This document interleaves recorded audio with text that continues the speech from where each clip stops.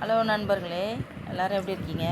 இன்றைக்கி சண்டே ஜிலேபி மீன் வாங்கினாங்க ஒரு 100 ரூபாய்க்கு. அப்புறம் போட்டி வாங்கினேன், ஒரு போட்டி.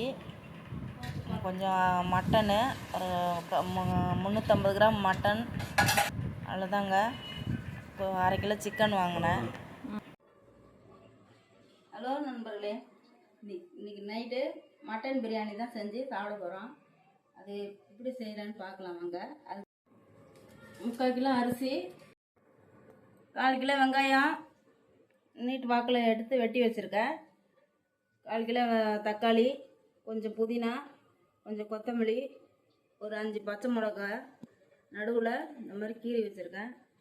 அதுக்கு ஒரு எலுமிச்சப்பழம், புளிப்பு பார்த்து தான் எலுமிச்சப்பழம் பாதியாக முழுசாக போடுவேன்.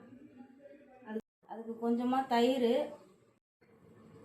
இந்த அரிசி 3/4 கிலோவுக்கு கொஞ்சம் கம்மி தான், 550 கிராம் இருக்கும். கொஞ்சம் பட்டை இலை, இஞ்சி பூண்டு பேஸ்ட்டு 1 ஸ்பூனு, கொஞ்சம் நெய். மட்டன் 350 ரூபாய்க்கு வாங்கியிருக்கேன், நிறையெல்லாம் வாங்கலை, 350 ரூபாய்க்கு வாங்கியிருக்கேன்.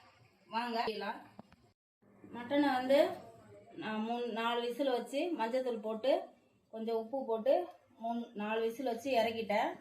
தண்ணியோடு வச்சுருக்கேன். இந்த தண்ணியை நம்ம அளவுக்கு ஊற்றிக்கலாம். இது மசாலா நான் போடும் போது காமிக்கிறேன் உங்களுக்கு. இப்போ நான் வெறும் வெங்காயம், தக்காளி, பச்சை மிளகாய், புதினா, கொத்தமல்லி, இதுதான் அரிசி கறி தான் காமிச்சிருக்கேன். நான் இது செய்யும் போது உங்களுக்கு மசாலாலாம் எவ்வளோ போடுறேன்னு காமிக்கிறேன். கம்மியாக தான் ஊற்றணும். மட்டன் மட்டும் ஏன்னா மட்டன்லேயே கொழுப்பு இருக்கும். நம்ம நெய்யும் ஊற்றுறோம், அதனால் எண்ணெய் நம்ம பார்த்து தான் ஊற்றணும்.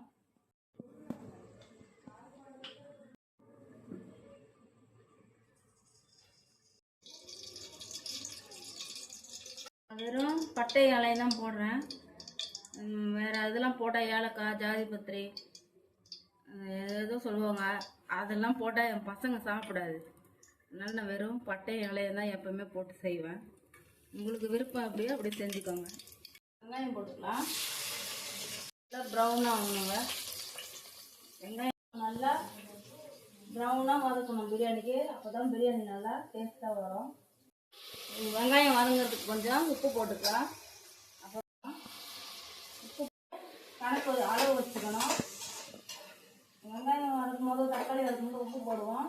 அதனால் நம்ம அளவு கணக்கு பார்த்துட்டா நம்மளோட ஈஸியாக இருக்கும்.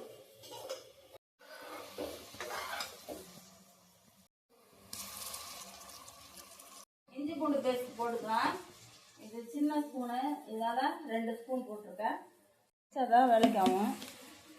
இது ஒரு வாரத்துக்கு வருங்க.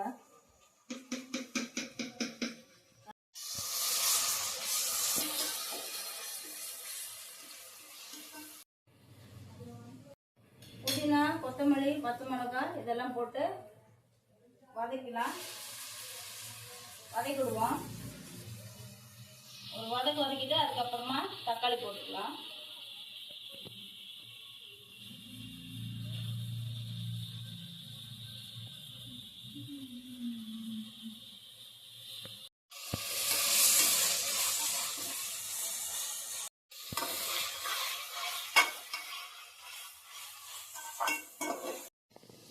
புதினா, கொத்தமல்லி, பச்சை மிளகாலாம் வதங்கிடுச்சு.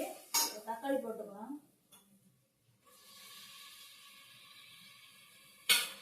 லைட்டாக உப்பு போடுவாங்க, சீக்கிரம் தக்காளி வதங்கணும்.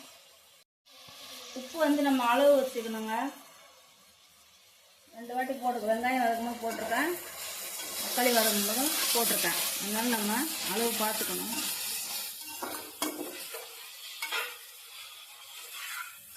எதுக்கு உப்பு போடுறோன்னா சீக்கிரம் அது அப்போ தான் வதங்கும்.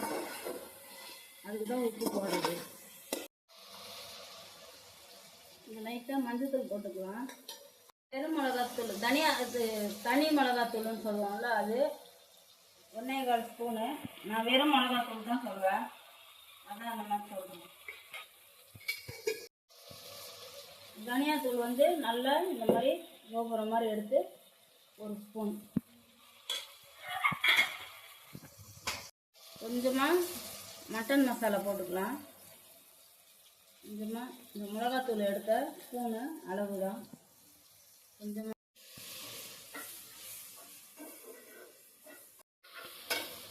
மசாலா அடி பிடிக்காமல் கிளறி விடுவோங்க. கிளறி விட்டு தயிர் கொஞ்சமாக ஊற்றுவோம். அந்த மசாலாவெல்லாம் கலந்து விடுவோம். கலந்து விட்டோன்னா அதிலே கொஞ்சம் எண்ணெய் பிரிஞ்சு வர மாதிரி நமக்கு தெரியும். அதுக்கப்புறம் நம்ம வேக வச்ச மட்டன் எடுத்து போட்டுக்கலாம்.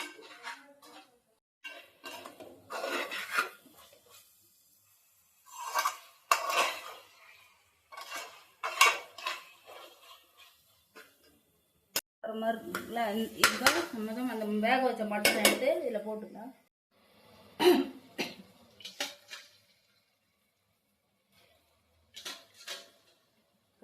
கறி நல்லா பஞ்சு போல் வெந்துருச்சு.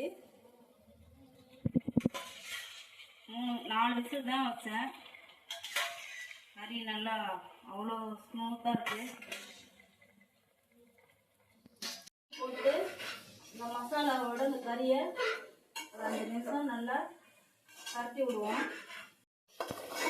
மத்தியானமே செஞ்சுருப்போங்க. இதை மத்தியானம் கடைக்கு போய் எல்லாம் சாமான்லாம் வாங்கிட்டு வரோம். போட்டியெல்லாம் க்ளீன் பண்ணேன், மீன் வேறு க்ளீன் பண்ணேன். வெயில் வேறு போயிட்டு இருந்தது, மயக்கம் வர மாதிரி ஆயிடுச்சுங்க. அதான் எல்லாத்தையும் எடுத்து ஃப்ரீசரில் வச்சுட்டேன். அதை இப்போ செய்கிறோம், இல்லைன்னா மதியானமே சாப்பிட்ருப்போம் செஞ்சு. தண்ணியை நம்ம வடிச்சிருவோம். அந்த கறி வேக வச்ச தண்ணியை அதில் ஊற்றணும். அதனால் நம்ம இந்த தண்ணியை ஊற்ற வேண்டாம்.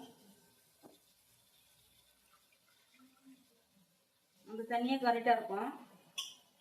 பத்தலைன்னா நம்ம இந்த தண்ணி ஊற்றிக்கலாம். ஆனால் இந்த அரிசிக்கு அந்த தண்ணியே கரெக்டாக இருக்கும். ஏற்கனவே கறியை நான் 4 விசில் வச்சு இறக்கிறதுனால ஒரே விசில் தாங்க.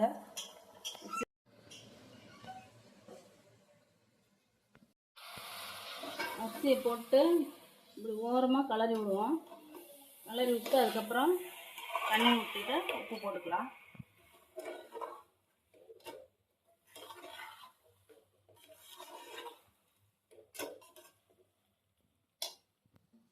சொம்பில் ஒரு 2 சொம்பு தண்ணி இருக்குங்க.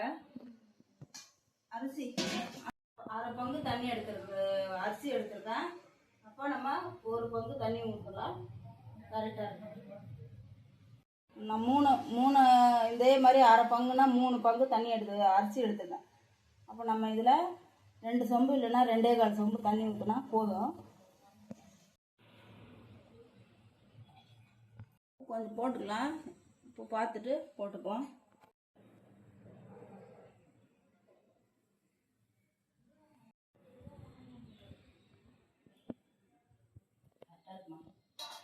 கழிட்டு எலுமிச்சை போடுவோம். 2.5 சொம்பு தண்ணி, இப்போ 1/4 சொம்பு தண்ணி ஊற்றுறேன். தண்ணி பத்தாது. இந்த கோடு தான் எடுத்திருக்கேன் அரிசி. இது வந்து நான் சாப்பாடு எடுக்கிற அரிசி ஆளாக்கு அதில் தான் எடுப்பேன். இதில் இந்த கோடு அளவு தான் அந்த அரிசியோட அளவு. தண்ணி இந்த சொம்பில் ஃபுல்லாக ஊற்றிருக்கேன். அரிசி பாதி தண்ணி ஃபுல்லாக 3 இது ஊற்றிருக்காங்க. எலுமிச்சை பழம் பாதி போதும், புளிஞ்சு விட்டுக்கலாம். உப்பு காரம் எல்லாமே கரெக்டாக இருக்குது. எலுமிச்சை பழம் மட்டும் புளிஞ்சு ஊற்றிக்கலாம். இந்த பாதி பழத்தை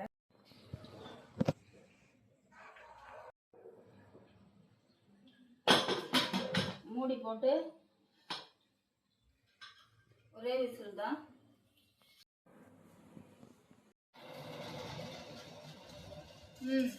ரெடி ஆயிடுச்சுங்க பிரியாணி. பாருங்க அரிசி பாருங்க அப்படி நீட்டாக இருக்கு. இந்த அரிசி பச்சை கலர் மூட்டை 25 கிலோ மூட்டை இருக்குல்லங்க, இந்தியா கேட் பாசுமதி ரைஸ் அந்த அரிசிங்க.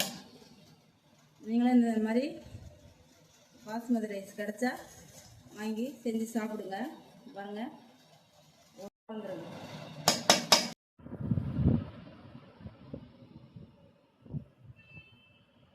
பிரியாணி, மட்டன் பிரியாணி. வாங்க சாப்பிடலாம்.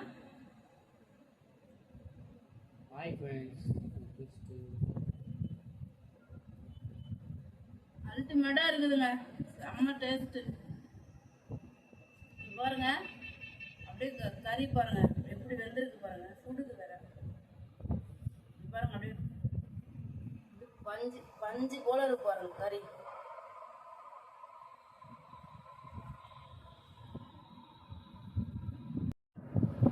சப்போர்ட் பண்ணுங்க நண்பர்களே. இந்த வீடியோ உங்களுக்கு பிடிச்சிருந்துச்சுன்னா சப்ஸ்கிரைப் பண்ணுங்க.